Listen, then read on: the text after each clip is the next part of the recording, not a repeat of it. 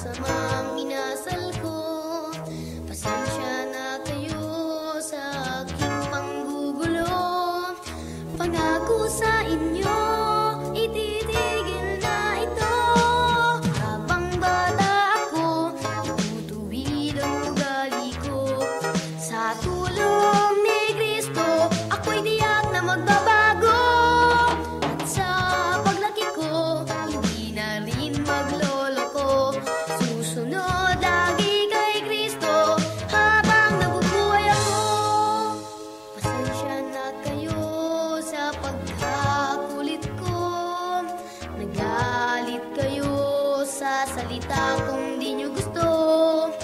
Pasensya na kayo sa aking mga tukso. Patawad